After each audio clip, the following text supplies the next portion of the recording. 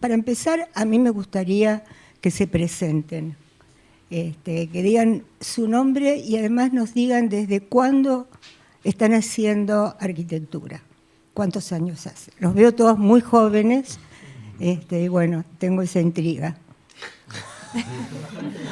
¿De qué nacimos? Empezamos por ronda, ¿te parece? ¿Empezamos así o sí? ¿Qué tal? Mi nombre es Iván Caorsi y estamos haciendo arquitectura junto a Caro desde el 2013-2014. Yo soy Carolina Angelotti y sí, iba a decir un par de años menos, pero bueno, vamos a decir 2012, creo yo, seguro. Bueno, yo soy Fabricio Pugliese y desde el 2015 que me recibí de arquitecto. Justo estaba por ser papá a la vez. Bueno, yo soy Esteban Córdoba. En el 2015 que él se recibió, yo ahí fui papá. Así que bueno, me recibí en el 2007, ya hace 15 años.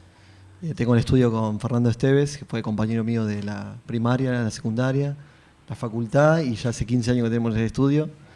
Y nos habíamos peleado una o dos veces nada más, pero no, nos llevamos bien y bueno, hacemos obras en general por diversos lugares, no solo acá en Quilmes. Hola, mi nombre es Jorge Satrucal y bueno, soy el estudio Satrucal y estoy construyendo desde el 93. Así que bueno, algo hice. Así que bueno, soy el estudio Satrucal, que lo dirijo. Buenas, yo soy Gonzalo Jiménez, también soy de la generación de Fabri, así que desde 2015 con título, digamos, pero ya antes con Hernán en el estudio. Hola, yo soy Hernán Jiménez. Hace 15 años que tenemos el estudio ya, con Gonzalo y con Sergio también, que acá no está presente, pero somos 3 hermanos arquitectos. Tenemos 15 años de estudio, pero en el estudio de arquitectura, pero a la vez somos en parte albañiles, entonces al principio cuando recién empezábamos decíamos que teníamos ya 20 años de experiencia. Un poco por nuestro papá albañil, pero bueno, un poco bromeando por eso, porque ya estábamos desde chicos ayudándolo. Bueno, ¿cómo andan? Gracias por la invitación, antes que nada. Yo soy Santiago Bianchi. Con Leo tenemos el estudio, recién me hizo acordar, desde el 2010, cuando nos recibimos ya teníamos ahí planificado empezar con el estudio, así que bueno, ese es el tiempo que estamos trabajando. Bueno, yo soy Leandro Fuchile, desde el 2010, somos arquitectos, un tiempito antes también hicimos otras cosas, bastantes. Pero bueno, ya hace 13 años, es un montón. Paso. Yo soy Augusto Figlioli y junto a Victoria formamos para arquitectura. Nosotros nos recibimos en el 2018, justo estábamos en ese momento haciendo un concurso con nuestros docentes Alberto Esbarra y Leandro Moroni. Un concurso que sacamos el segundo premio y desde ahí, bueno, arrancamos. Previo a eso, en el 2018 fue, sí, que ganamos un concurso de vivienda en Avellaneda y con ese concurso pudimos viajar los dos a hacer una pasantía a Brasil con el estudio UNA y bueno, ese fue como el primer paso para que nosotros digamos, bueno, vamos a trabajar juntos. Bueno, yo soy Victoria Camiolo, lo que contó Augusto. Arrancamos exactamente lo mismo. Empezamos a trabajar juntos a partir de también obra de familia y dijimos, bueno, probemos y acá estamos por ahora. Estamos bien. Estamos vivos. Bueno, a efectos de organizar un poco, de ordenar la charla y el conversatorio, la organización preparó una serie de preguntas que las vamos a ir leyendo y no es necesario así responderlas en ronda, sino quien sienta mayor afinidad o algún tema especial para responder que lo haga de manera voluntaria. Si no responde nadie, ahí sí vamos a empezar a presionar. Eso. La primera dice, para comenzar conociéndonos, nos gustaría preguntarles por el proceso proyectual en relación a estos encargos que hoy los convocan. ¿Reconocen un tema principal abordado en ellos? ¿Y con qué recursos o estrategias proyectuales podemos distinguir su tono personal como arquitectos, su lenguaje propio? Reitero, creo que es la parte más específica y de mayor contenido, tono personal, lenguaje propio.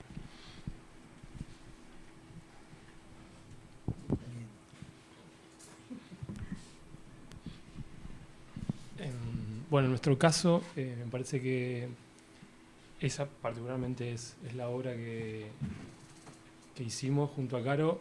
Y en relación al proceso proyectual, siempre hay un tema común, que es una charla bastante diaria que tenemos, que es la construcción del cliente. Que tan difícil es cuando se nos presenta una oportunidad de hacer una obra, de entender a quién tenemos enfrente. Y por suerte, esta obra teníamos a una familia en la cual tenía bastante claro hacia dónde quería ir y particularmente la materialidad también, que fue la que de alguna manera fue un lenguaje utilizado, que fue el vidrio y el metal, básicamente porque ella, la mujer de la pareja, trabajaba en basa, por lo cual fue una premisa, digamos, la utilización del vidrio, y lo metálico porque fue una suerte de ampliación sobre una existencia en la cual lo metálico aceleró, digamos, recursos, tiempos y también la posibilidad de adosarnos como más práctico y más fácilmente sobre una existencia. Y el proceso en sí es, básicamente, en este caso fue como mucha conversación, mucho diálogo y muchos idas y vueltas con ellos, que la realidad fue como un camino súper interesante. Porque bueno, vuelvo a repetir que del otro lado había como gente a la altura, que es muy difícil, o por lo menos en los años que llevamos nosotros haciendo obras, esta construcción del cliente, no siempre te encontrás con gente en la cual haya un diálogo y que del otro lado haya como puntos en común o entendimientos, entonces es como más laborioso, pero en este caso fue como un camino súper interesante y bueno, quedamos como contentos y ellos más aún, y lo celebramos y seguimos yendo a la casa, porque además se hizo como una relación, así que eso por lo pronto sobre esta obra. Una pequeña acotación, vos mencionaste de que había una preexistencia. De los 8 proyectos seleccionados hay 6 que tienen preexistencias, por lo tanto no forma parte de una pregunta específica, pero sí me parece que es importante que se refieran. Solo tenemos 2 obras nuevas. La de ustedes tenía el quincho al fondo, digamos, pero de alguna manera condiciona la implantación. Pero sí, sí, claro. Bueno, el trabajo de los chicos es prácticamente en un envolvente que ya estaba.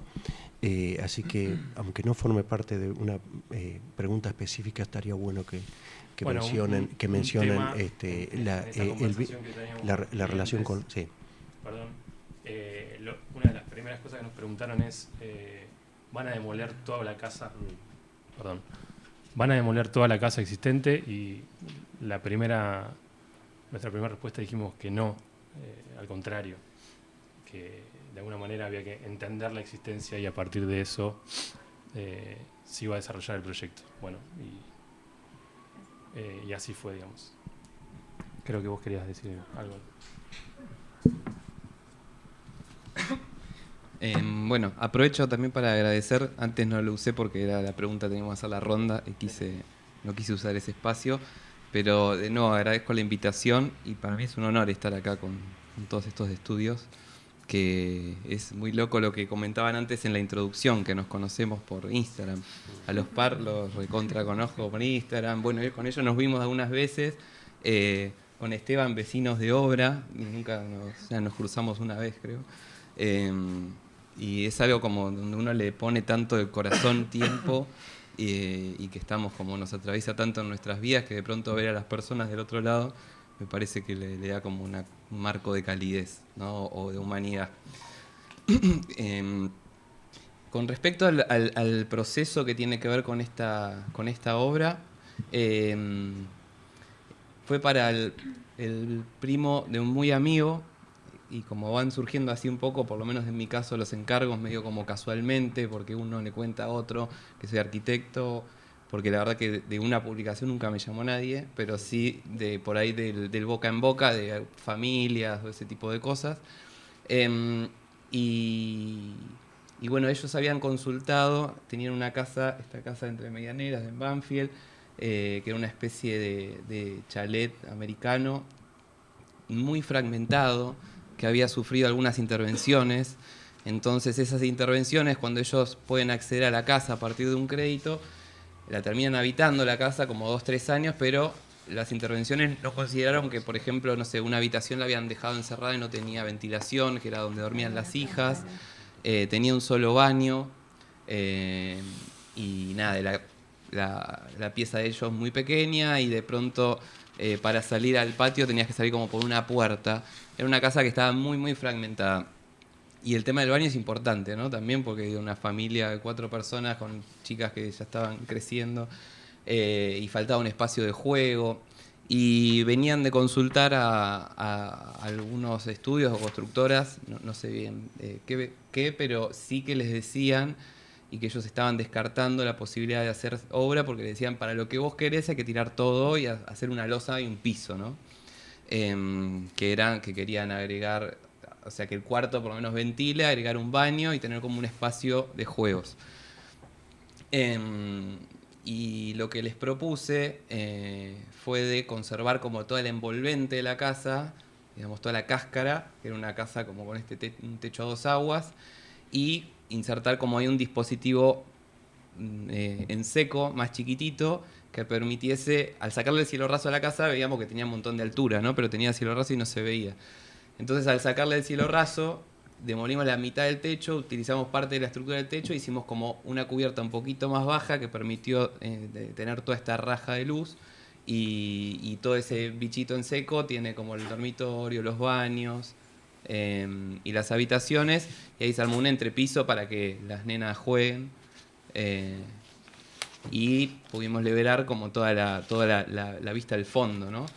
Y fue interesante de conservar la preexistencia también, bueno, no solo en el sentido de que se ahorró mucho dinero, está todo resuelto con madera de eucalipto de media pulgada, que había salido relativamente barato, y un piso así alisado, y perdón, me estoy extendiendo quizás, pero bueno, nada, me pareció que estaba bueno.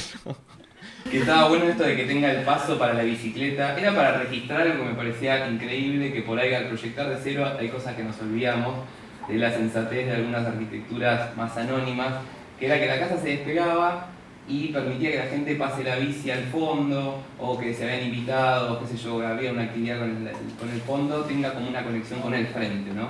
Y es algo que no lo hubiese pensado en un proyecto de cero, y nada, me gustó como dialogaban esas cosas. No sé, creo que el espíritu era no contar las obras, sino hablar de temas que tienen relacionados con la vivienda entre Medianeras. A lo mejor seguimos así, pero digamos, acordemos cómo lo hacemos. Perdón. No, a lo mejor se puede hacer de esa manera, pero yo venía con una expectativa diferente, porque nada, hay como temas generales que sería interesante escuchar a ver qué opinan respecto de eso. Por ejemplo... Tratemos de seguir el orden de las preguntas porque muchas cosas que ustedes contaron vienen en otras preguntas, entonces, pero repito. Claro, en esta pregunta era... Tono personal y lenguaje propio. ¿Qué aporte hacen ustedes a la arquitectura que están haciendo? Digamos, ¿qué imaginan? No qué imaginan. ¿Cuáles son las estrategias y los aportes que ustedes realizan como estudios personales? Bueno, puedo contestar también siguiendo un poco lo que había preguntado Eduardo en relación al lenguaje. Desde que me recibí, que creí que uno, o sea, tenía pensado que uno tenía que encontrar un lenguaje.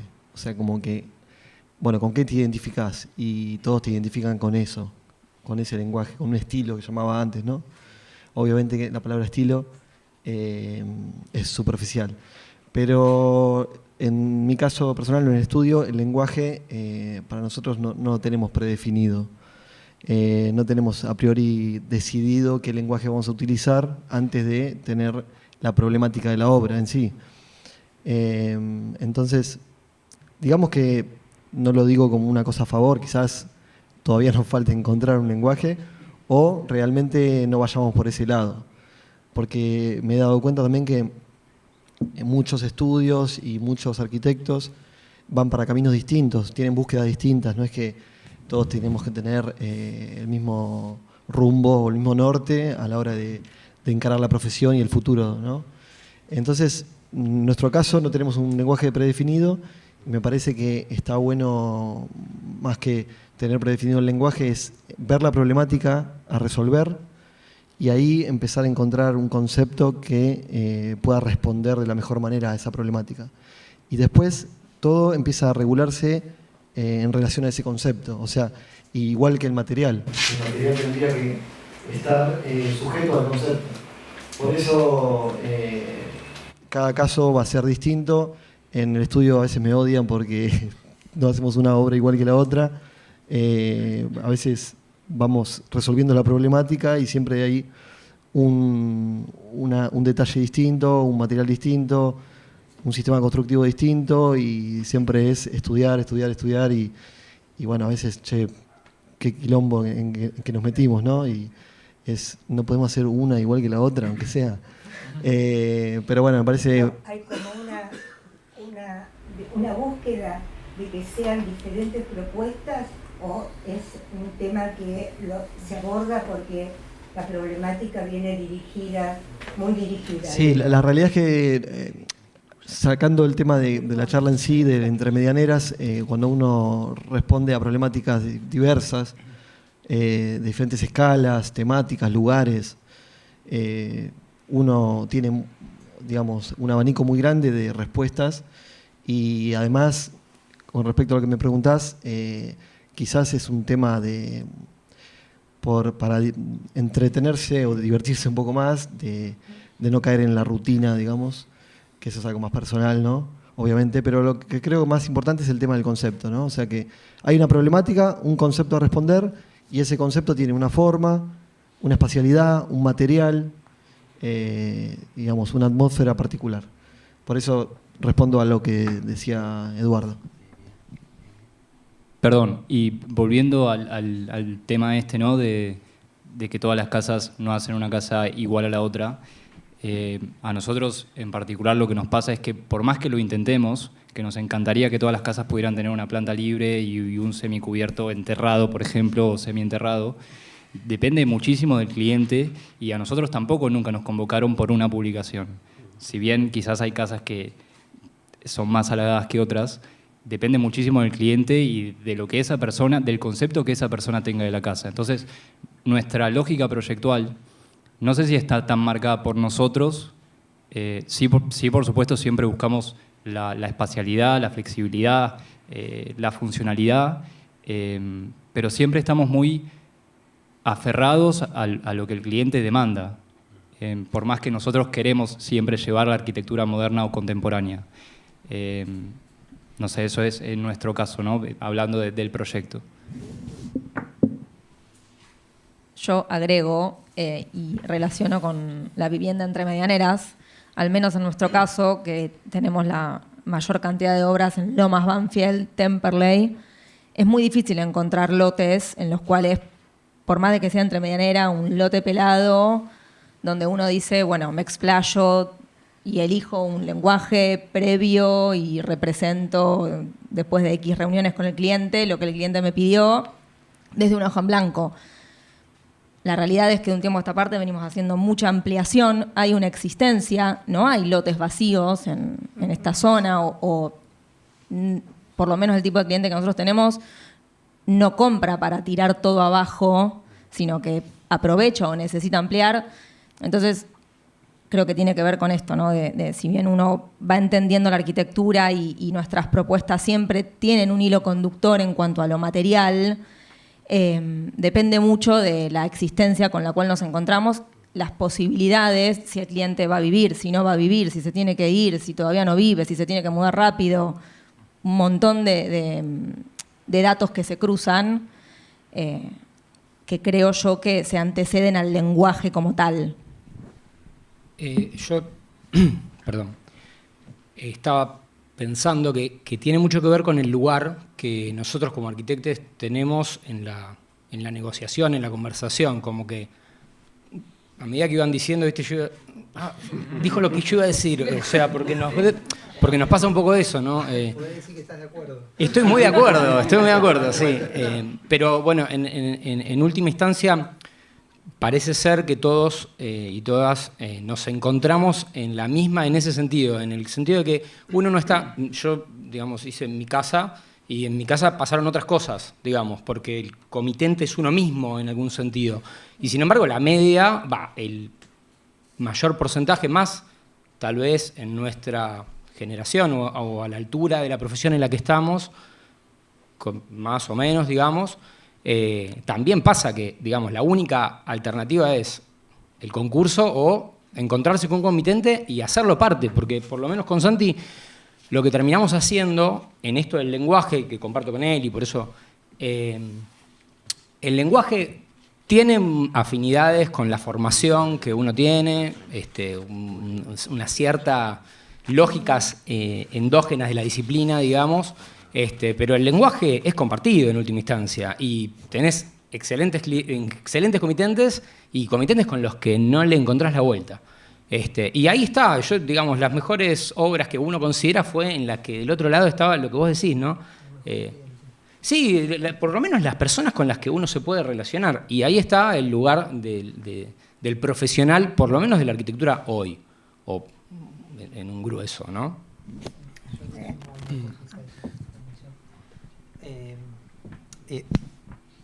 Comparto.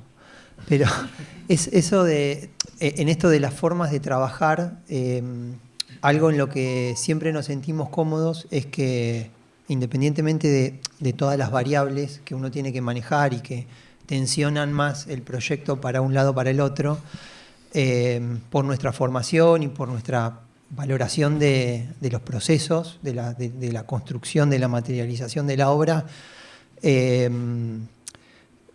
siempre hay algo con la manera en la que se va a construir, o sea, el material que se va a construir siempre te da una pauta de cómo ese proyecto se ordena. Por ejemplo, ahí está la casa que hicimos, que si uno, o sea, la ve, lo primero que ves es que están todos los ladrillos enteros, entonces de alguna manera es una casa de ladrillo, pero es una casa en la que se pensó desde el ladrillo. Cuando ya se toman ciertas decisiones, o sea, se piensa que como que la construcción del lenguaje está muy vinculada como con el sistema productivo.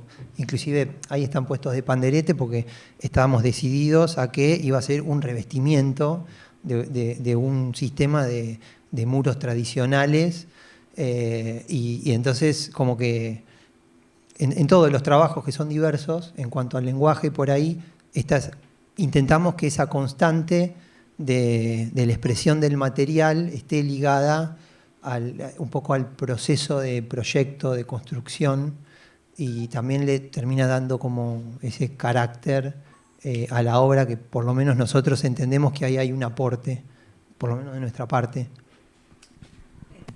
Una pregunta, porque vienen tocando el mismo tema, del cliente bueno y el cliente malo, digamos así. ¿Qué estrategias manejan para hacer un equipo con el cliente? Porque indudablemente si ese equipo no se formaliza y funciona desde el primer día hasta el último, la obra falla, siempre falla. Es decir, ¿cuáles son las estrategias? ¿Cómo se manejan? Sí, yo me estaba haciendo esa pregunta cuando escuchaba, ¿no?, que todos hablamos del cliente como la posibilidad, digamos, como el buen cliente lo podría traducir en el que nos deja ser, pero no sé, en mi experiencia, y creo que en la de un poco de todos, en realidad siempre es como un pacto, una especie de negociación y una relación elegida, ¿no?, de confianza, donde hay un vínculo de confianza, nosotros amalgamamos sus deseos en una obra, y el cortocircuito que creo que es muy posible, que pasa, que me ha sucedido, es esto de que después hay como un imaginario sobre lo que es cómo es esa arquitectura, que tiene que ver más con un lenguaje, con algo simbólico, que por ahí no está en concordancia con lo que nosotros producimos. Entonces, como estrategia, para mí es medio de entrada ser francos, o por lo menos ser franco, y comentarles lo que es aproximadamente las herramientas que dispongo para resolver sus deseos, sus sueños, ¿no? Y no sé, que no hago una arquitectura clásica, o que no hago determinada cosa, o que la arquitectura no es una cosa que se va manoseando, digamos, tocando, en el sentido de que es, bueno, cuáles son sus deseos, sus necesidades, y cómo a partir de eso se produce una obra, ¿no? Y que si mueves una cosa, por ahí se mueven tres, no es que se mueven de forma aislada. Sí, en base a eso, tomando lo que dice Fabri y lo que decía Esteban antes, capaz que lo que más nos viene bien para que entiendan eso de que no es lo mismo poner el vaso acá o ponerlo allá, generalmente apelamos a la idea de conceptualizar, que les planteamos de que vamos a tratar de conceptualizar todas las ideas que ellos traen, que las vamos a filtrar y que vamos a tratar de bajarlo en una idea donde vamos a tratar de que todo esté fundamentado y alrededor de algo. Y que ahí me parece donde uno podría empezar a catalogar del buen cliente o el mal cliente. El que lo entiende o no. Claro, el que quiere trabajar en función de alimentar ese concepto y quiere una casa que tenga un concepto, o el que busca una imagen y el estilo. Ahí es donde capaz me parece que podemos empezar a definirlo. Pero también me choca un poco cuando hablamos del bueno y el malo, porque también es el que lo posibilita. Entonces está esa disyuntiva siempre. Y como que está bueno también romperlo, porque entiendo que nosotros estamos formados para ver la arquitectura de una forma, y el comitente es una persona que vio lo que tiene el vecino. Entonces entiendo que es difícil formarle esa idea de concepto, pero también me sorprendo muchas veces hablando de arquitectura con un cliente y encontrando que le interesa, y ahí es donde surge como esa magia de decir, wow, le estoy hablando de Le Corbusier al dentista, y al tipo le interesó. Qué lindo cuando pasa eso. Y a veces lo logramos, y me parece que es tan bueno cuando logramos contagiarle arquitectura, como cuando logramos que termine viviendo en una casa de arquitectura y que diga, mirá qué linda casa, y que se sienta comprometido y que se sienta parte de ese equipo. Eso es el sumum. Igual, perdón, pero agrego a eso, nosotros también, yo creo que haciendo una autocrítica, también seríamos por ahí los malos arquitectos para los clientes, ¿no? Porque también somos caprichosos. Sí. Digo, ellos vieron lo que tiene el vecino y nosotros vimos lo que consumimos en las revistas o en los portales web, ¿no? Entonces... Por eso yo preguntaba cuál era la estrategia para acercarse con, digamos, la manera de ver la arquitectura, acercarse a ese cliente que llega a ustedes. Es decir, ¿qué le muestran? ¿Cómo muestran lo que ustedes están proponiendo? Lo muestran a través de ejemplos de revistas, a través de documentación propia, maquetas, digamos. ¿Cómo hacen que ese cliente entienda qué es lo que le está proponiendo? Porque es muy difícil. Nosotros de un tiempo a esta parte entendimos que el render ya es una herramienta como un plano. O sea, no podemos llegar a una reunión con un anteproyecto sin una imagen. Antes utilizábamos mucho la maqueta, pero bueno, es monocromática, también es difícil de entender para quien no está acostumbrado a tener enfrente a maquetas. Y hoy por hoy, imágenes, no importa el grado de terminación, si es de estudio, pero fundamental, para poder nosotros graficarles la propuesta y que todas estas discusiones que quizás del otro lado son meramente estéticas y para nosotros tienen que ver con nuestra manera de entender la arquitectura de forma integral, y uso mucho tiempo cuando nos juntamos con clientes la palabra integral, porque una cosa no la podemos desprender de la otra a nuestro entender. Bueno, un poco tiene que ver con también el aporte, es no claudicar, no ceder a veces ante determinados requerimientos cuando uno entiende que la arquitectura no va por ese lado, y creo que también eso tiene que ver con el aporte que nosotros hacemos, porque después es lo que nos convoca y un poco permite que alguien quiera venir a ver obra al distrito, por ejemplo. Sí, perdón, Esteban. Por eso yo cuando arranqué decíamos sobre que en definitiva no es entender si el cliente es bueno o malo, sino que hay que como construirlo. O sea, antes de construir la casa hay que construir al cliente, dándole herramientas y conversando. Primero quizá hacemos el ejercicio de que ellos nos acerquen su parecer o su entendimiento de lo que quieren, y ahí es como un trabajo como súper minucioso, porque claramente no hay cultura arquitectónica en la mayoría de la gente. Sucede esto, digamos, que 1 de cada 10 clientes te puede llegar a hablar de arquitectura. Entonces, en esa construcción del cliente, creo que de nuestro lado es la honestidad de hablarle de la arquitectura, y mayormente hacemos mucho hincapié sobre la materialidad, o sea, particularmente sobre materiales que asuman el paso del tiempo, y explicándole el porqué. Y en ese ida y vuelta y en esa conversación es poder llegar a que entiendan, y bueno, a veces no, pero eso es un poco el camino que tomamos. Perdón, en relación a eso, por ahí a nosotros, siendo jóvenes, nos ha pasado de que nos sale un trabajo, o cuando empezamos a tener obras, viene un cliente y por ahí viene con una idea de arquitectura que nosotros no es la idea que tenemos, que salís de la facultad reembalado. Y bueno, nos ha pasado de tener que decir, che, ¿qué hacemos? Porque por ahí no nos salían trabajos o lo que sea, y a la vez queríamos aprovecharlos, pero sin hacer algo que no nos guste o con lo que no estemos conformes. Entonces, también en ese sentido, es difícil o es un proceso de ir aprendiendo cómo llevar al cliente para hacer algo con lo que uno esté conforme y poder guiarlo, de decir, ¿por qué no esto? Y plantarse y encontrar como una especie de equilibrio. Y bueno, es todo un proceso para nosotros que estamos, digamos, empezando. Sí, es como un trabajo de docencia con el cliente.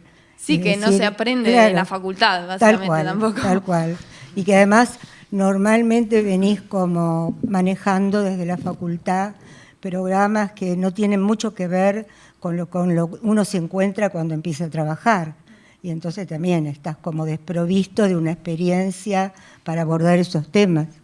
Sí, nosotros estamos en las reuniones iniciales, apenas nos conocemos con el cliente, o que capaz ya viene de boca a boca, de que nos conocen de haber hecho otra casa para algún familiar, amigo.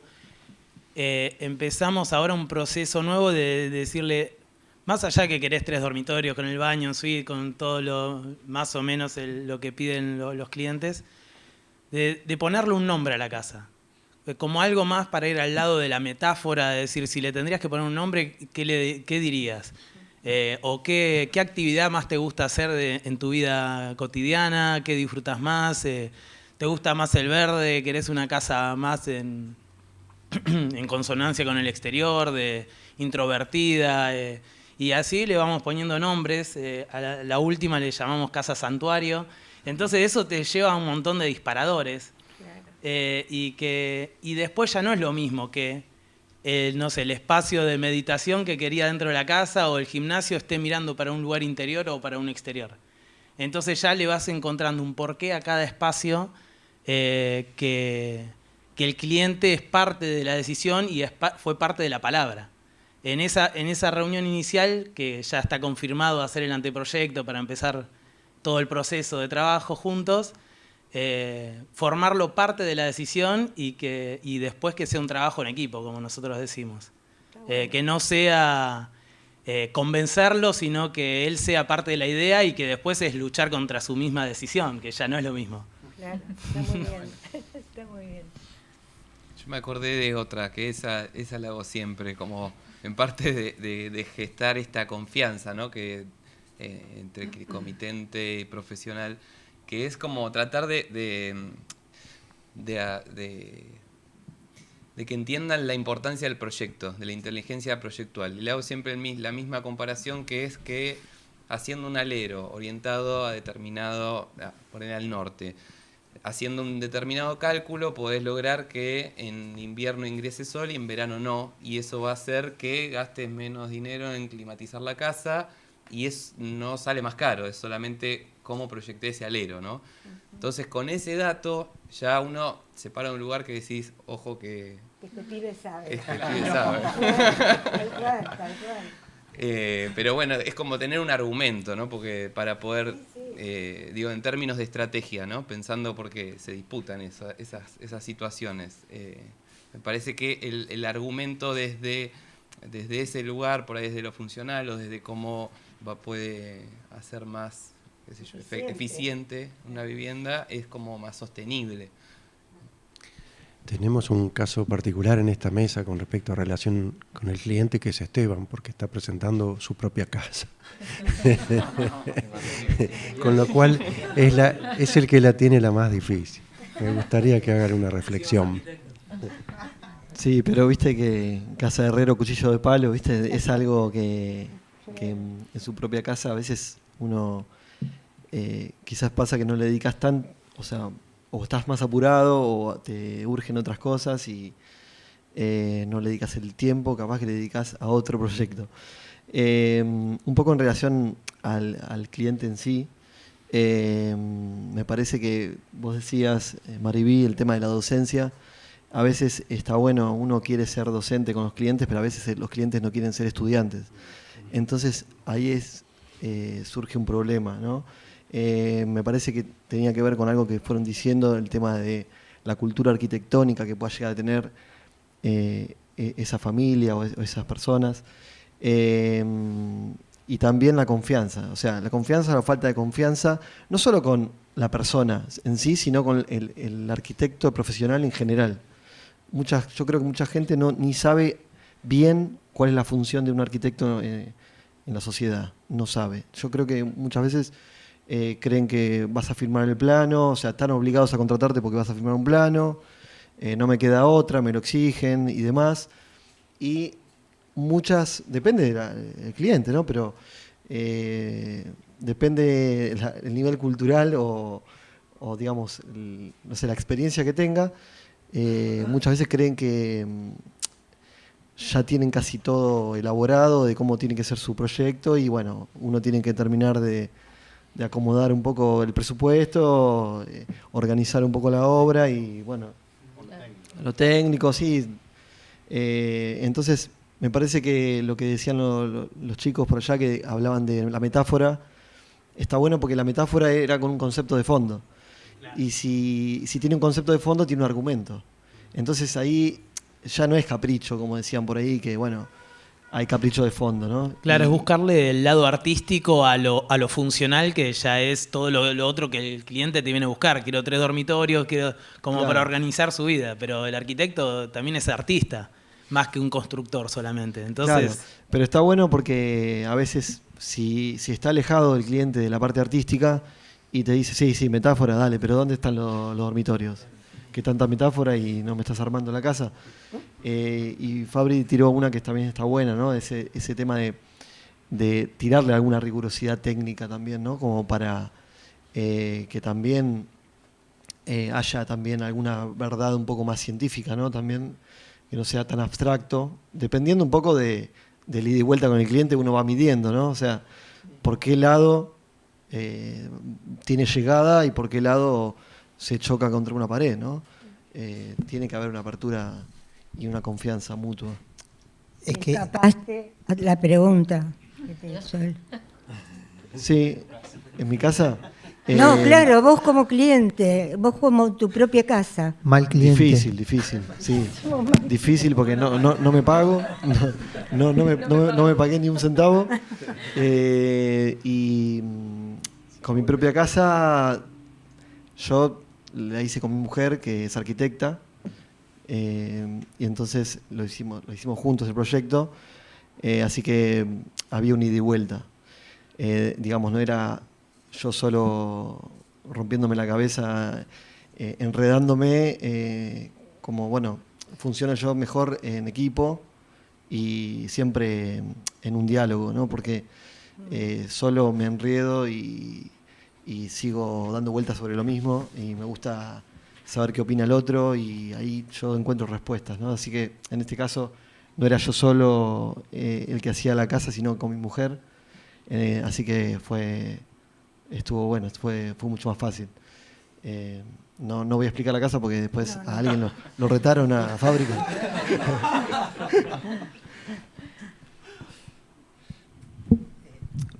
Es como complejo el tema de los vínculos y las relaciones que uno establece.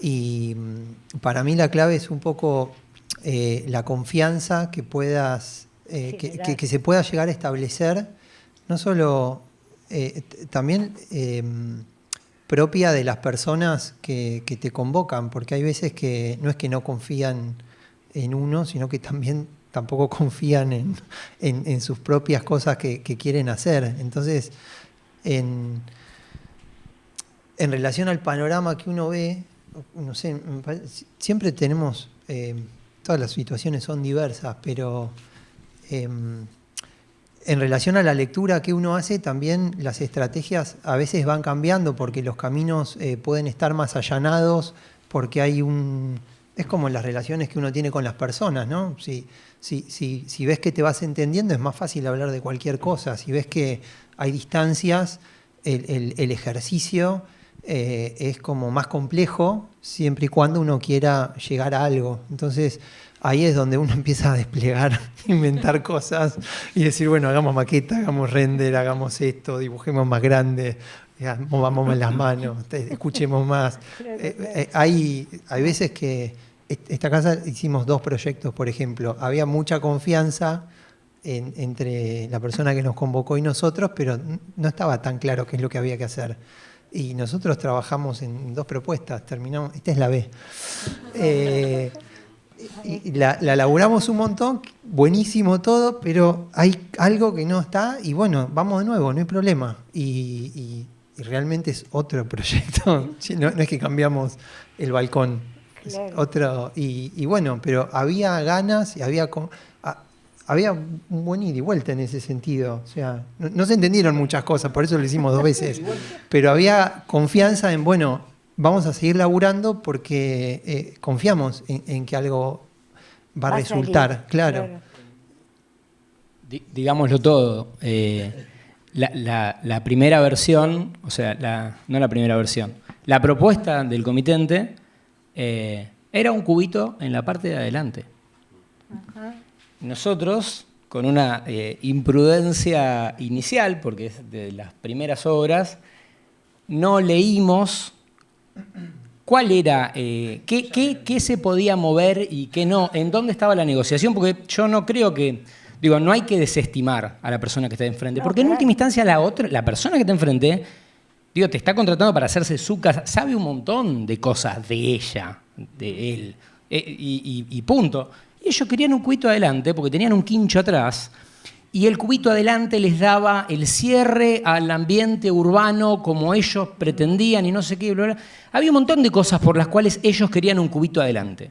Nosotros armamos un coso que flotaba y una espacialidad, una planta. Aprovechamos, las cuestiones estrictamente disciplinares de la facultad para adentro, porque la facu tiene eso. no hay comitentes del otro lado. Claro. Y no sé cómo se estructura para que haya comitentes del otro lado, creo que se puede, pero habrá que ver cómo, pero no hay comitentes. Uno está enredado en la casa entre medianeras, y para la casa entre medianeras uno formula hipótesis espaciales, técnicas, con la cantidad de dormitorios que... Nada, por ahí hay otra cosa. Entonces empezamos escuchando lo que dijeron, haciendo lo que queríamos, desarrollamos el legajo y al final del legajo pagado, la totalidad, o sea, estaban ellos, y en un momento me llaman por teléfono y dicen, che, cubito adelante, pa. Y ahí fue como, yo, cubito adelante. Y ahí fue como... Sí, no, bueno, pero... Y ahí... ¿Habían hecho algo transparente? No, es que... No hay... Todo lo que te pasó, lo que les pasa a ustedes no pasó. Pero, quiera uno o no, yo, la primera, cuando nos dijo eso, teníamos una propuesta que nos encantaba y fue como, no sé cómo vamos a superar este momento. Hubo un lapso necesario y en un momento dijimos, bueno, a ver, cubito adelante. ¿Qué tiene de bueno el cubito adelante? Claro. ¿Cómo hacemos para hacer el mejor cubito que nos salga en este momento? Hicimos el mejor cubito que nos salió. Pero no es un cubito despectivo. Estamos muy contentos. Estamos más contentos nosotros que ellos, creo. Ayer hablé después de 10 años con él. Que está todo bien, pero bueno, distancia, qué sé yo. No, sí, no se llueve, está todo. No, pero en última instancia... Parte de la metáfora. Sí. La muerte de la metáfora es una... No, pero en última... sinceramente, creo que desde esos momentos hemos adquirido el vicio o hemos adquirido la sensibilidad de escuchar y decir, che, esto está bueno, vamos por acá, y techo inclinado, espectacular. No, en la facu no nos dejaban hacer techo inclinado a nosotros, literalmente, o sea, era como una cosa que... El taller del muchacho sí, pero yo no iba, yo fui para otro. Y bueno, nada, techo inclinado, che, ¿qué? Es una condición técnica, tiene una memoria en la persona, está buenísimo. Veamos y formulemos. Y tenemos un poco esa mecánica. Y bueno, nada, eso. Che, Leandro, para mí le aporta un montón de aire fresco a escuchar eso que decís, ¿no? Porque de pronto estaba recopilando todo lo que estuvimos diciendo. Y yo no sé, decía como que el cliente no me puede mover cosas porque me desarma el tablero. Vos dijiste en un momento, es como hablar con las personas, como si no fueses persona. Digo, es porque nos referimos como el cliente, el comitente, claro. Es como que cada vez lo alejamos más de que son personas con las que estamos hablando. Claro, sí, después podés hasta llevarte bien y ir a la casa o no ir por 10 años.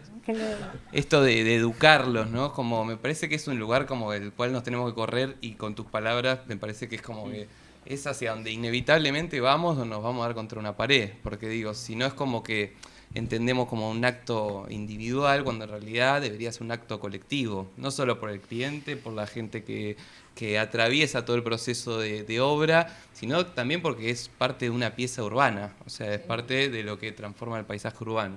Entonces, en ese sentido, me parece que es muy saludable hasta para nosotros, ¿no? Como ponerlos en un lugar más humilde de escucha y sí posicionados, me parece, con las capacidades que tenemos o herramientas de poder amalgamar eso en una obra.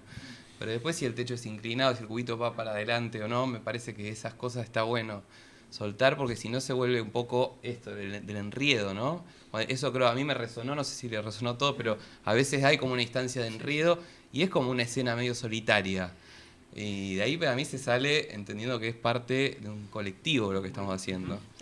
Quiero hacerle una aclaración, porque cuando yo dije hacer docencia, no tenía nada que ver con imponer. Es decir, yo la docencia la entiendo desde que el otro tiene saberes y yo no son más importantes que los míos.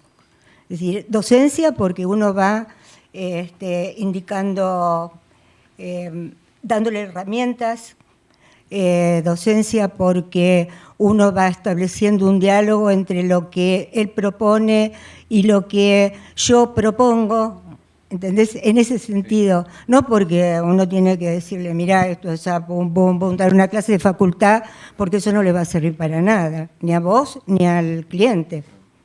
Pero por eso, la docencia es para mí eso, es sacar lo mejor de aquel que viene a traer el conocimiento que ya posee. ¿Mm?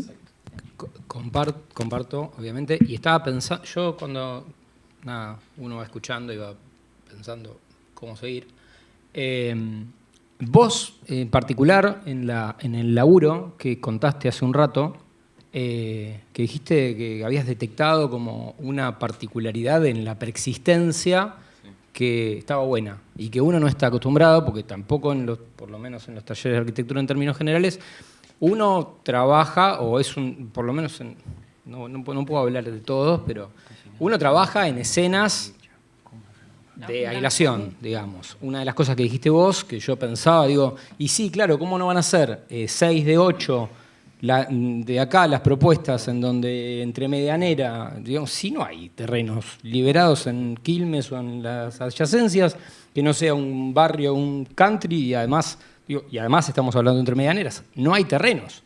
Y bueno, y los comitentes dicen, che, ¿por qué me vas a tirar el quincho? O sea, ¿qué te pasa? Lo hizo mi vieja, está hermoso. Trabajá ahí, o sea, ¿qué? Y en ese sentido vos agarraste como tuviste la sensibilidad, obviamente, de reconocer atributos en lo material preexistente, y yo decía, claro, y uno trata de reconocer atributos en el comitente, que es una suerte de preexistencia en la formulación. Vos vas sin nada y te encontrás con, bueno, un lote con el sol allá y no sé qué, y un comitente que te da herramientas, digamos. Entonces, digo, no sé, me pareció bueno ese paralelismo, digamos. Yo le comentaba a tu socio cuando nos conocimos abajo que conocimos el cubito adelante de que estaba en obra, que yo en lo personal celebro que los hayan convocado para presentarlo porque nos pareció un aporte. Está en un barrio donde, bueno, es infrecuente la arquitectura, digamos, es un barrio muy anodino, de estos nuevos, a medio hacer y qué sé yo qué, y la aparición de una obra como la de ustedes, la verdad, a mí me gratifica mucho ver en barrios más alejados. No sé, la de ustedes no identifiqué dónde está, sé que está en Sobrigues nada más, pero cuando uno ve un barrio de los más nuevos, de los más, de los menos consolidados, de futuro incierto, una obra de arquitectura, y además me imaginaba que era gente joven, por el lenguaje, por la frescura, me imaginaba eso. Supongo que habrás recorrido el lugar antes, o hace 13 años, o no sé, 10, enfrente había un gran lote baldío que había caballos. Sí. Literalmente cuando la hicimos, esa ventanita que está allá fue la única ínfula de, por favor, miremos lo de enfrente. Y justo me comentaba que había crecido, se había desbordado el barrio, digamos, está lleno. Esos eran los únicos lotes liberados. Ahí podía alguien hacer algo de nuevo, de cero, pero sí, también pasa eso, ¿no? Claro.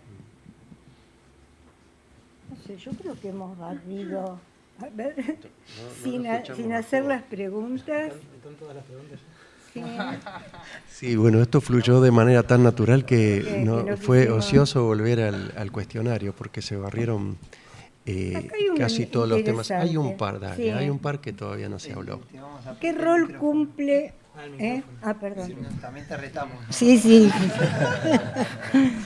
¿Qué rol cumple el paisajismo en la vivienda? ¿Cómo se integran vivienda y paisaje en sus proyectos? ¿En qué etapa del proyecto arquitectónico incorporan el paisaje?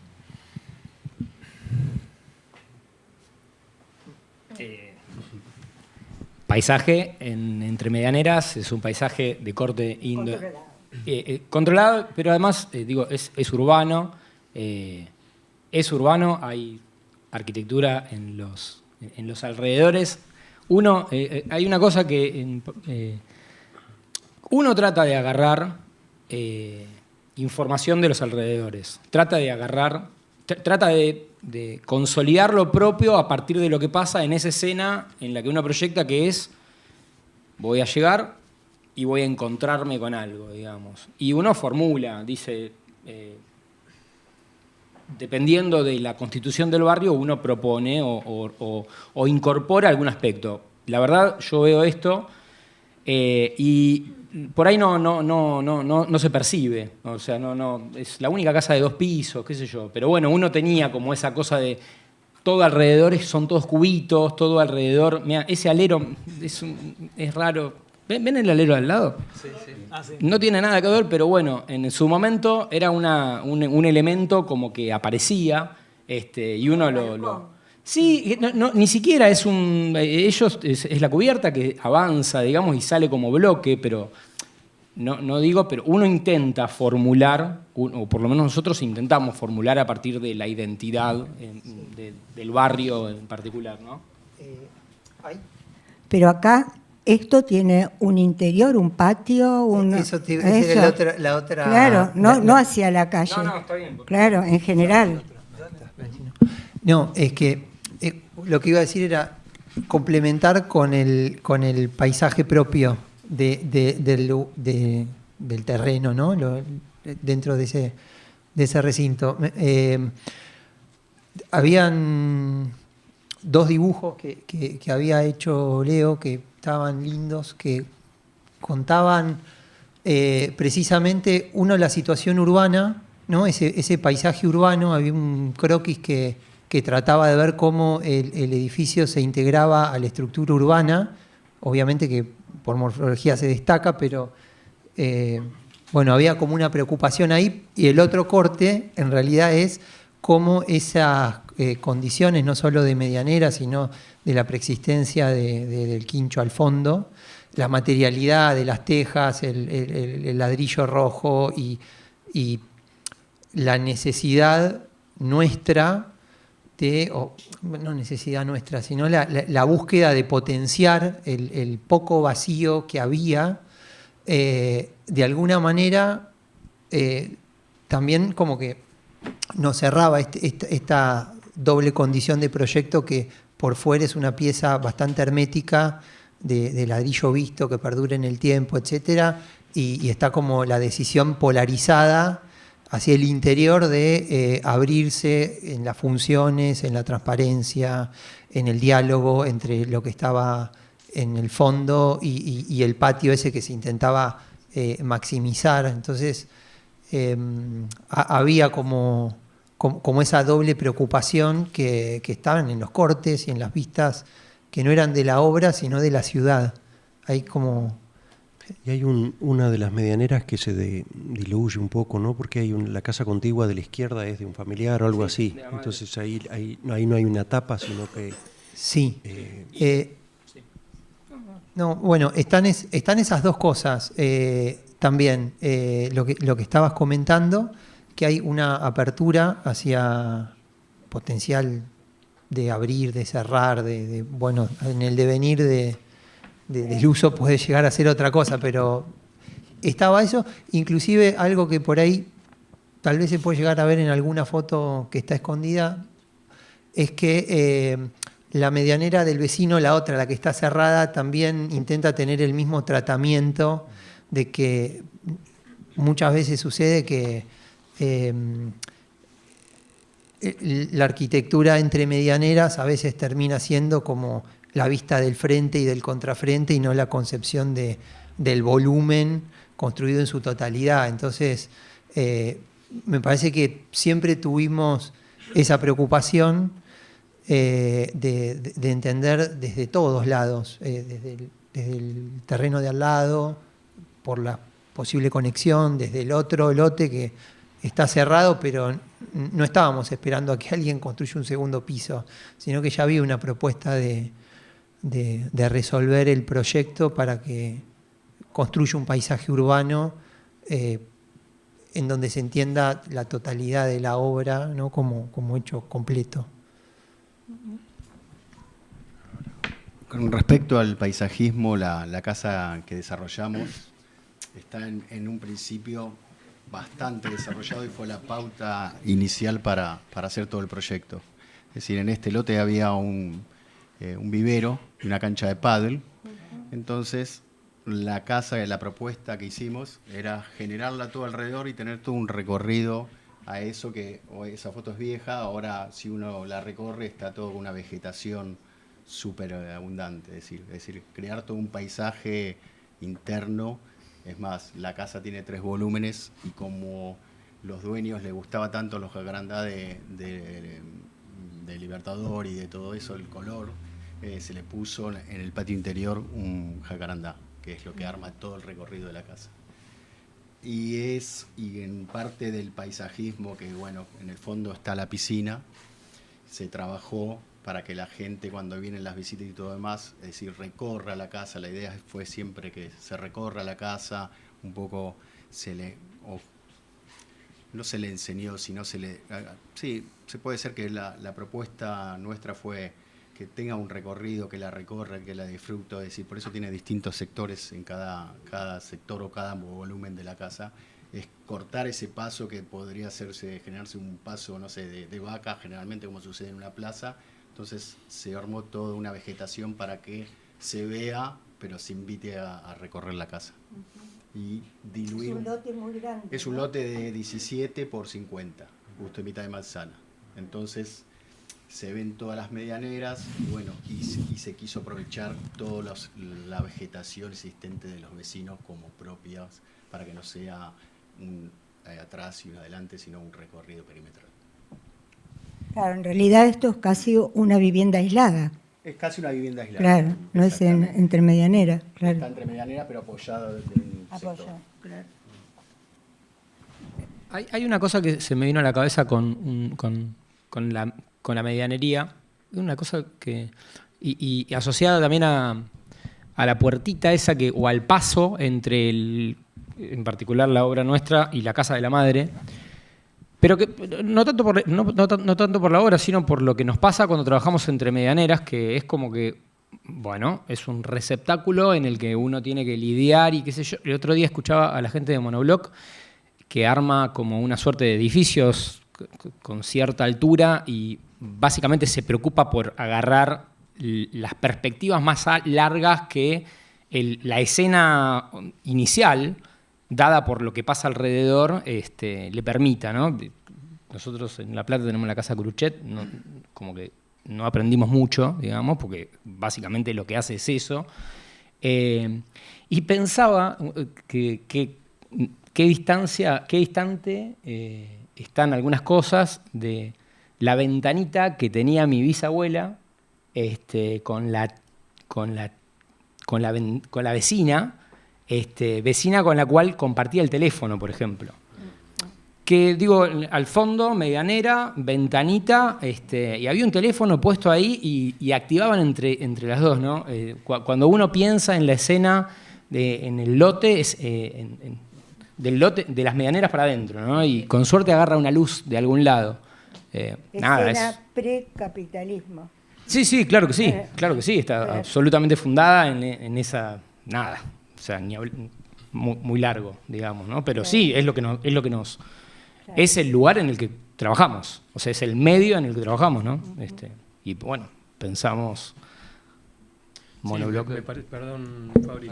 El imaginario con el que se encontró Fabri, que es el pasillo de la tipología de casa entre medianeras, me parece que representa gran porcentual. Esta casa particularmente estaba retirada de una medianera con una puertita, por lo cual fue una condición, y que también si uno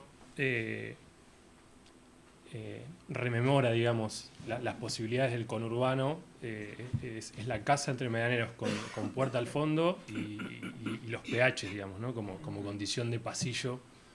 Entonces me parece que las condiciones que nos encontramos nosotros proyectando en el conurbano tiene que ver con la medianera como una posibilidad y no como un límite, y no entender casas de frente y contrafrente, porque la mayoría de las situaciones es que en el conurbano muchas veces en el frente no hay mucho para ver. En el caso de ustedes había en un determinado momento un descampado, pero la realidad es que mayormente no sucede eso. Entonces, creo que ahí está un poco el entender la tipología, en donde poder quizá encontrar posibilidades de orientación y desafectar las medianeras y de alguna manera reinterpretar, digamos, la tipología. Iba a hacer un comentario sobre eso. Le dejo una cosita, no solo porque me parece que aporta al concepto de paisaje. Las fotos que publicaron ustedes a mí me gustaron, me llamaron la atención porque la casa no se muestra desde la calle solamente o desde el fondo, donde uno la suele ver, digamos, la misma familia o cualquier persona que pase, sino que hay fotos de las otras casas de los vecinos. Cómo se ve la casa desde el patio del vecino lateral y aparece por ahí un techo de teja, unas cosas que me gustaron mucho y me parece que eso también es paisaje, ¿no? El paisaje es lo construido y no solo por ahí lo verde, digamos, ¿no? Eso me ha gustado mucho. Sí, exactamente. Esa posibilidad, o sea, nosotros sacamos fotos desde el patio del vecino. Sí. Pero por esto que estábamos hablando, o sea, no generamos medianera, sino que nos retiramos y la casa genera una nueva fachada hacia el norte.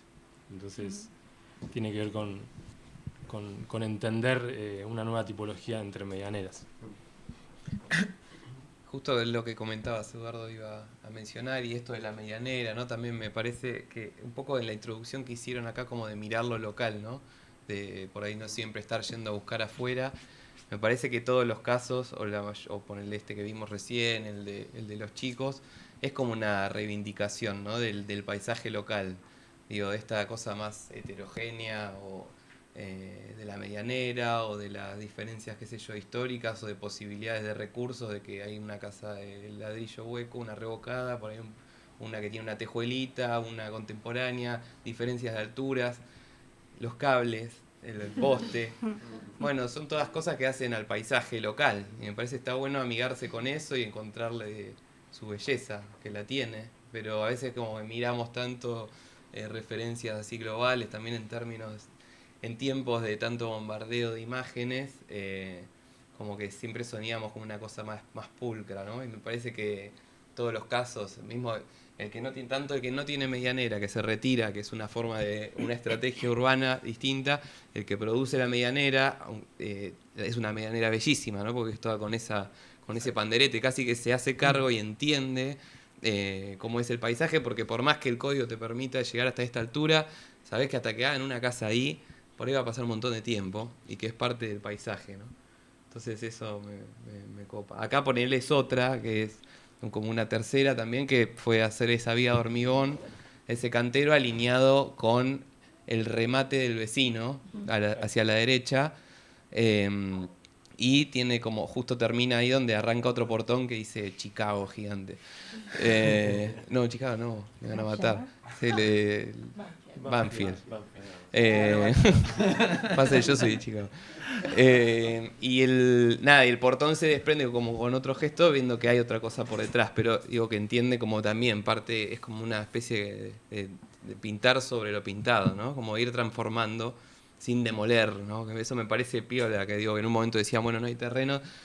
Digo, qué bueno, ¿no? Que se esté como capitalizando lo ya construido, dándole valor. Sí. Digo, en esta cosa de consumo desmedido de los seres humanos, ¿viste? Estamos queriendo todo el tiempo haciendo cosas nuevas y nos vamos a dar un tortazo contra la pared, porque me parece que eso está buenísimo, ¿no? Sí, si no recuperamos, si no producimos a partir de lo producido. Total. Sí, sí, es fundamental. De hecho, en lo que es sustentabilidad, no sé si, pero como que uno de los parámetros iniciales es como yo estamos en una cátedra de intervención sobre preexistencias significativas, se toca el patrimonio, qué sé yo, y viste cuando decís no hay nada más sustentable que tratar de reconocer lo que hay y producir menos, digamos, por sobre lo que hay, digamos. Y bueno, es una temática hiperactual, desde la identidad, desde esta cosita que es el calentamiento global y que no es, que uno, viste, no sé, Pero bueno, lo tiene que hacer parte, digamos, lo tiene que hacer parte de alguna manera. Poner que no sea el lenguaje, la identidad de tu lenguaje, qué sé yo, pero lo haces parte. Bueno, no, nada. Mira, acá una pregunta. Porque esta estaba bueno también. Si distinguen en los clientes nuevos requerimientos en la relación al modo de habitar, viste que en la facultad se habla tanto del cambio en las familias, ¿cómo se dicen? Cuando están... En la familia tipo. No, en las ensambladas, tal cual. Hay tantas variaciones que... Por eso, queda encuentran que hay una necesidad de un habitar diferente a la casa típica. Hay muchos pedidos de que ahora cambiaron su forma de habitar la casa, más que nada por el tema del trabajo home office, que eso cambió mucho, sí, la forma de habitar y también dónde van a habitar. Hay mucha gente que vivía en Capital y tomó la decisión de irse lejos a partir de que en el trabajo le dijeron que podía hacer home office y después no quiso volver atrás. Dijo, yo me voy a vivir a San Vicente, 50 kilómetros lejos de Capital, encontró que ahí vivía diferente, que los hijos podían relacionarse con los vecinos, que no estaban encerrados en su departamento y no podían ni sabían andar en bicicleta, los niños, y después no quieren volver a vivir en ese lugar, ya no quieren volver a trabajar en un lugar físico yendo todos los días a Capital. Entonces, bueno, ahí es donde primero el pedido de capaz algún ambiente más, de algún ambiente flexible, que puedan tener esa privacidad para poder trabajar dentro de la casa y bueno y gozar más de ser padres, de vivir más la vida. Ahí hubo un cambio, yo creo, importante en la sociedad y que recién yo creo que dentro de 10 años vamos a ver el cambio profundo que se hizo. Sí, siguiendo lo que decís vos y siguiendo la pregunta, me parece que sí, obviamente que ya está madurada la situación de que ha cambiado las formas de vida, los tipos de familia, hay diversidad de tipos de familia, como decía Santiago, casi hasta el infinito, digamos. Creo que eso llevó mucho tiempo de maduración y de aceptación en la sociedad. Me parece que ya se logró incorporar, pero me parece que en la arquitectura todavía no. No veo que haya una arquitectura también madura en relación a los distintos tipos de vida y de modos de habitar y de distintos tipos de familia. Quizás por falta de cultura arquitectónica, también porque quizás la arquitectura está muy regida por el mercado. Yo creo que el mercado regula mucho el tipo de arquitectura que se hace, entonces me parece que muchas veces se cae en algo más estándar, más neutral, que sea, digamos, apto para múltiples familias y es difícil abarcar a todas, entonces se hace algo más estándar. Creo que el cliente sabe que tiene una vida distinta, que tiene familia ensamblada, que vive con, no sé, con los abuelos y que tiene los hijos de la mujer, de la pareja, lo que sea, pero cuando te pide la casa o cuando quiere la casa no quiere que se salga del estándar porque después, como también hay muchos cambios, que después sirva para venderlo y que no traiga objeción al que viene después. Por eso el mercado regula eso y podría ser la arquitectura podría ser mucho más evolucionada o más flexible, o quizás salir de lo convencional, pero creo que no ha salido. No, sigue siendo muy convencional, me parece a mí. Sí, yo creo que va más todos estos cambios últimos que hubieron, este cambio de paradigma, yo creo que cambió más la mancha urbana que la forma de habitar la casa en sí.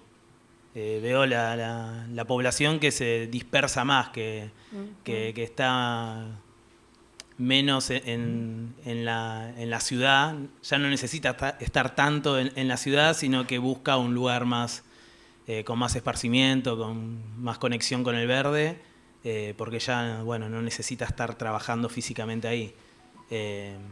Yo creo que ese fue el cambio que trajo esto. No sé si está tan bueno eso.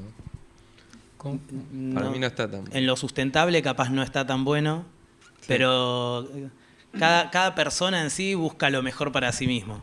A mí me pasó, yo vivía en Lanús. Cuando empecé a buscar terrenos, dije, está bueno criar a mis hijos acá, que tenía que, un poco los diseños, hicimos un montón de casas en Lanús, nosotros al principio, y siempre es un poco eso, cerrarse hacia la calle, lugar inseguro, que salías a sacar la basura y tenías miedo de mirás para todos lados, y estallás en ventanas adentro y tratás de vivir tu terreno lo máximo posible, ¿no? Pero ¿dónde está la relación con el entorno? ¿Dónde está la relación con el vecino? Eso del teléfono, sí, está muy distante porque ya tenés miedo capaz de salir, en la puerta de mi casa 3 veces robaron a punta de pistola y no sé las que me acuerdo, las últimas. De Lanús, digo, ¿no? Entonces cuando empecé a buscar terrenos para vivir, ya había nacido mi primer hijo, ya tengo 3, y fui a San Vicente, empecé a recorrer Pavón, al fondo, y llegué ahí que podía económicamente comprarlo, pero me encontré con un lugar que recuperaba el tema de, como yo al principio cuando era chico, jugaba a la pelota en la calle en Lanús. Después, cuando ya tenía, 30, ya no podía ni pensaba que mis hijos iban a estar en la calle jugando a la pelota. Entonces, ahí sí lo iba a recuperar. Y el primer día que me mudé a San Vicente estaba tomando mate en la vereda. Eso es... No un country, sino a un barrio. Es la trama urbana, sí, es en la trama urbana de San Vicente. Que es algo que se ve comúnmente, hasta pasan caballos en la vereda. Entonces, y salieron, después de un tiempo, mis hijos salieron a andar en bicicleta, esas cosas que son impagables. Entonces, sustentablemente la verdad que no está bueno que se disperse tanto la ciudad, porque la mancha urbana, porque es como que le va ganando, ¿vieron la publicidad de Procrear que sacaba el Tero? Que el Tero se iba del terreno. La verdad que no es muy sustentable, pero la sociedad somos todos acá. Y la creamos en base a lo que deseamos para nuestros hijos, para el futuro. Y yo elegí ahí por eso, porque ahí me iba a poder desenvolver bien. Más allá de lo profesional, que después nos vino bien a todos, porque hay mucho trabajo en San Vicente. Porque hay muchos que eligen ir a vivir por esos lados. Pero sí, eso es, de a poco se va haciendo la ciudad porque es así, es el requerimiento de cada uno que tiene para poder desenvolverse. Claro. Sí, no lo decía a modo de juicio, sino que digo que es una pena que nos tengamos que ir aislando, ¿no? Y pensando como esto que decías, como cada uno piensa lo mejor para sí mismo, y no pensarlo como una cosa colectiva, donde es difícil, pero yo creo que hay cosas que tiene la ciudad que son irreemplazables. Sí, por ahí no entendí esto de que decías como de un contexto urbano, pero en las afueras, es una ciudad, San Vicente. Yo hablo más como del country o de la expansión de la mancha urbana, ¿no? 2 horas andando en auto, no solo en términos de sustentabilidad y la contaminación, sino que es tiempo donde no estás con otras personas y no entendés cuál es el problema del que tiene al lado, y si entendés es el del vecino al lado, que probablemente el problema es que no le llegó el iPhone 14. Pero no son temas... Yo viví en barrio, viví en Lugano también desde que nací hasta que quisieron secuestrar a un amigo mío en la puerta de mi casa, pero no lo quería hacer como algo personal porque me parece que cada experiencia es distinta. Y viví 4 años en un country, mis viejos se fueron ahí, y nada, era, como la tristeza, en el sentido de que es de Truman Show, es como una escena que se repite día a día, y me parece que somos seres sociales y que las construcciones se dan colectivamente. Está bien que ahora pasó a ser un espacio público, internet, Pero es un subespacio público. Hay cosas y hay canales que para mí son irreemplazables por la tecnología. Es un plus. Pero digo, no, para mí yo no hago juicio sobre nadie porque como nadie puede resolverlo solo, entonces la decisión que tome cada uno, qué sé yo. Pero sí digo que es una pena. Me parece que es una pena. A mí, por ejemplo, me entusiasma muy poco trabajar en countries y lamentablemente es lo que más, la mayor parte de los encargos, porque es donde está, viste, la pampa vacante y siguen construyendo en este sentido de sálvese a sí mismo. Y digo, ahí como el entusiasmo que le encuentro, qué sé yo, jugar con el ladrillito a ver si lo pongo así o lo pongo así.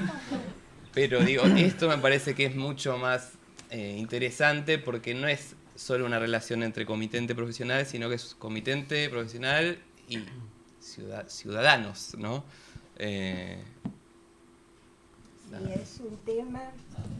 Es un tema también que siempre le ha escapado a la facultad, al tema de la vivienda aislada como en un country. Y realmente yo creo que es un error, porque cuánta cantidad de arquitectos, sobre todo jóvenes, están trabajando en los countries sin tener ningún tipo de herramienta para trabajar ahí. Es decir, esto que vos decís es tremendo. Si es jugar un poquito, viste, a cómo pongo esto de vuelta al derecho o al revés, encima con la computadora que te permite hacerlo rápidamente, es realmente lo que uno ve en los countries y es lamentable. Lamentable que no haya ningún tipo de acompañamiento, porque eso sí tiene que darlo de alguna manera la facultad. Tiene que entender que hay un potencial de vivienda muy grande, que va a haber mucha cantidad de arquitectos trabajando en ese tema y que no hay ningún tipo de teoría al respecto. ¿Qué se hace en una vivienda que está aislada en un lugar que ni siquiera es un lugar donde hay un paisaje? Porque hay un montón de countries, muchos, donde nada, hay unos palitos, ¿viste? Puestos así, que mañana, dentro de muchos años, serán árboles. Y entonces, ¿qué se hace ahí? ¿Qué hace un arquitecto ahí? Hay mucho para hablar. ¿Entendés? No, sin duda, eso lo comparto, en términos arquitectónicos. Claro. Yo lo que problematizo es la urbanización. Después uno puede resolver de infinitas maneras y seguramente con infinitas posibilidades de destreza y de cualidades, y hay obras magníficas en country. Pero lo que te quiero decir es que ¿ustedes han recibido herramientas al respecto en la facultad para desarrollar ese tema? Es que creo que es... No sé si es consciente.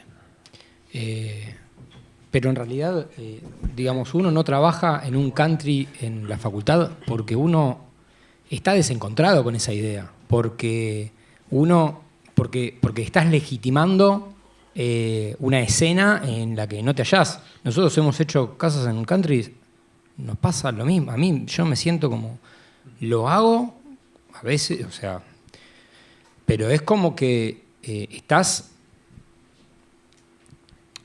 dejando de lado parte de tu interés disciplinar. O sea, es como, bueno, sos como uno se siente, sos un escultor, digamos, pero en el sentido de que parece estar haciendo un objeto enajenado que va a ir y ser puesto con las mejores de las habilidades, digamos, como bien vos decís, Fabricio, que... Pero ¿por qué enajenado? Porque no forma parte de una... Y porque es una evidencia... porque es la expresión de esa... porque el country es la expresión de una sociedad que por ahí nos cuesta mucho, que básicamente se encarga de o encuentra en la forma de resolver algunos problemas el aislamiento y bueno, y dejar de lado a las personas que no pueden formar parte de ese aislamiento, y es bueno, estoy diciendo algo que me parece como obvio y básico.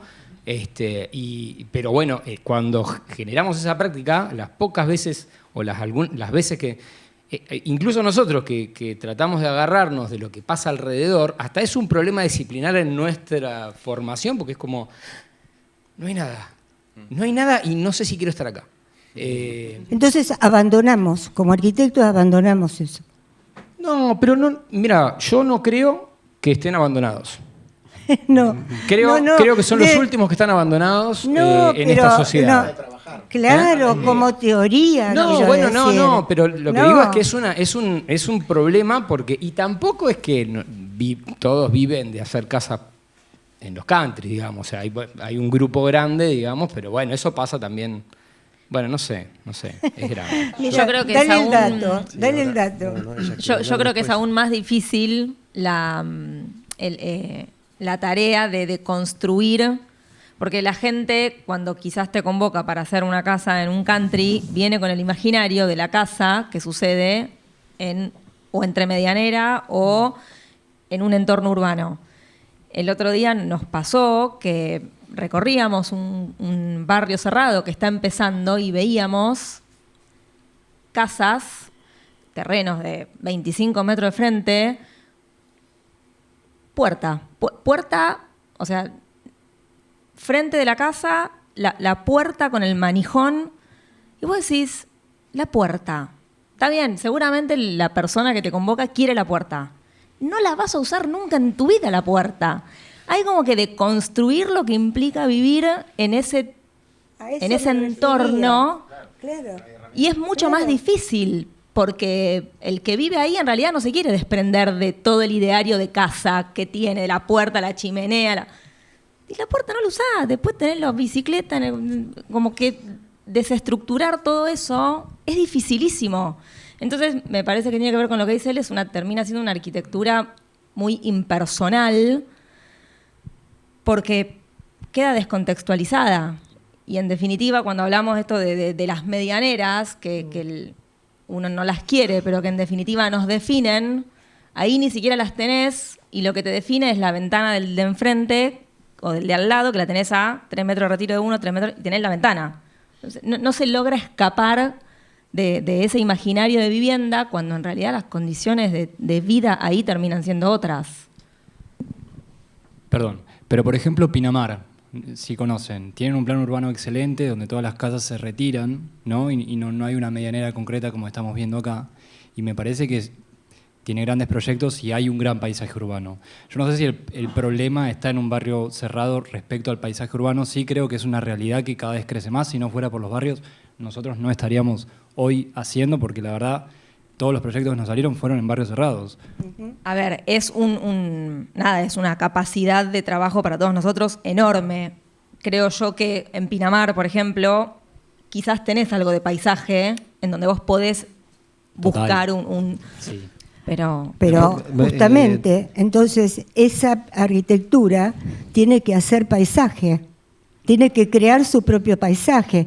Por eso te digo que no hay herramientas, por eso se ven cosas tan horrendas en los country. Mariby, no tienen herramientas. Yo creo que hay dos discusiones en paralelo, me parece. Una es la arquitectónica y las herramientas arquitectónicas para resolver de la mejor manera una casa en un barrio cerrado, y otra es una discusión teórica ideológica sobre, digamos, la ciudad actual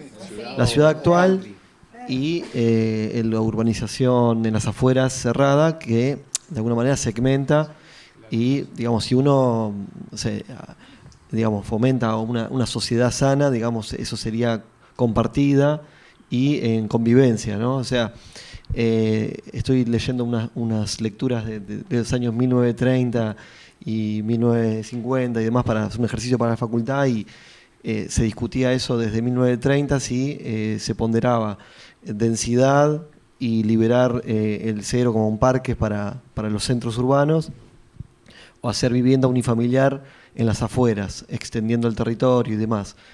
Ahora, eso se llevó a discusión, digamos, de que hoy en día, digamos, se extendió a las afueras con vivienda unifamiliar y se segmentó, dejando, digamos, aislándose una parte de la sociedad, y me parece que, digamos, no termina siendo sano la segmentación en general, ¿no? O sea, la convivencia de todos los estratos sociales me parece que es algo que hace a una sociedad sana la buena convivencia.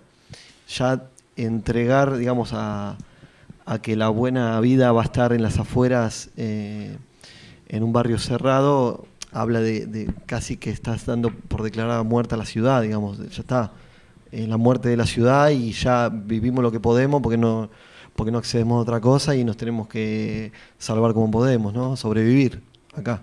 Totalmente, Esteban, de eso es lo que estábamos hablando, y la convivencia es un ejercicio diario y muy difícil.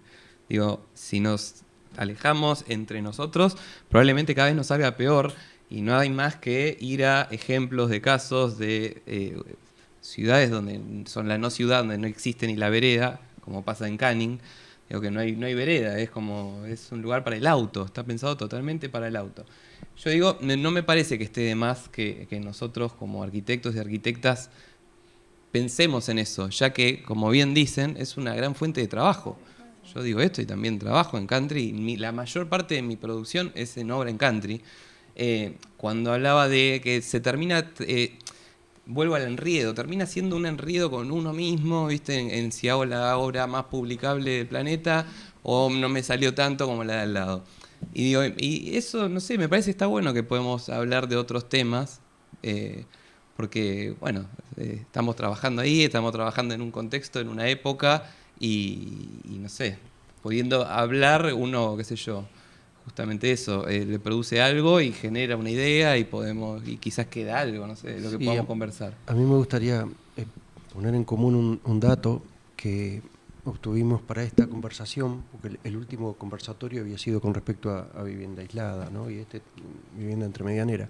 Yo quería saber qué estaba pasando con el ejercicio profesional, porque bueno, nuestra generación arrancamos haciendo todas viviendas en la trama urbana, digamos, ¿no? A los 90, digamos. La avisadora de Berazategui, a quien yo le pedí si me podía pasar algún dato, yo pensé que el sistema lo daba rápido, pero no, tuvo que hacer un trabajo muy minucioso.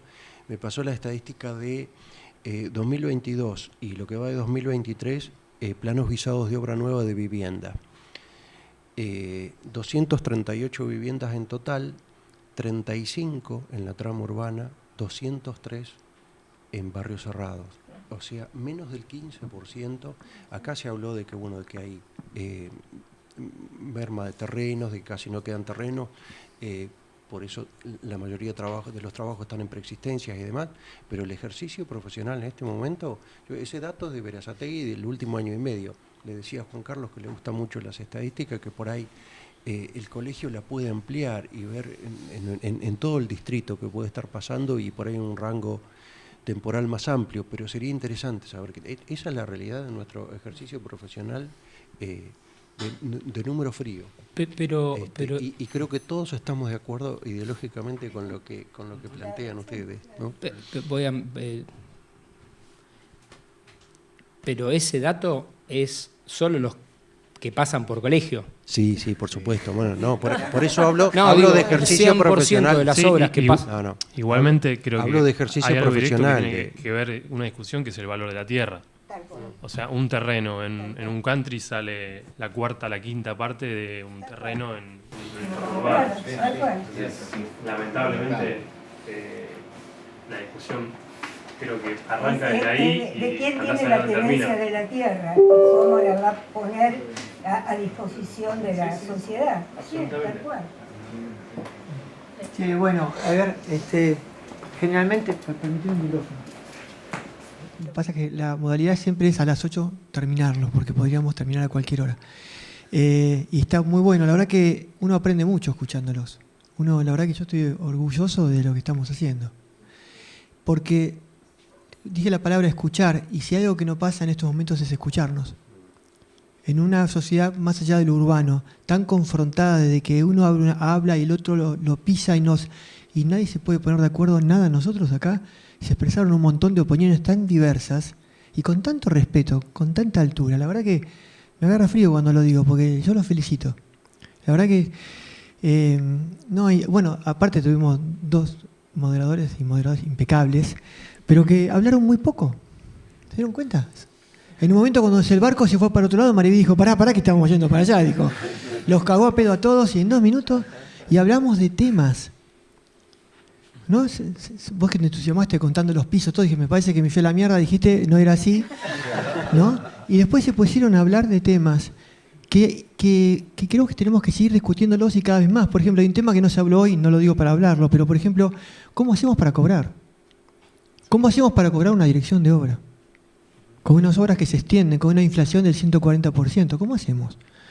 Son temas que nos atañen y los vamos a tener que debatir, porque de esto vivimos, no estamos, ¿no es cierto? Digo, será para el próximo conversatorio. Pero la verdad que los felicito a todos, les agradecemos enormemente, bueno, desde Alejandro que está allá, y Flavia, y Juan Carlos, y Gastón, y todos, Lucas, y Emilia, y todo el mundo que está. Laburamos mucho para que nos pase esto, para que venga gente fresca a contar lo que está pasando, y para poder aprender. Así que lo que va a pasar ahora, ¿cómo sigue esto? Este cuento, ¿cómo sigue? Los van a empezar a molestar, les van a pedir documentación de las obras, si no se las pidieron ya.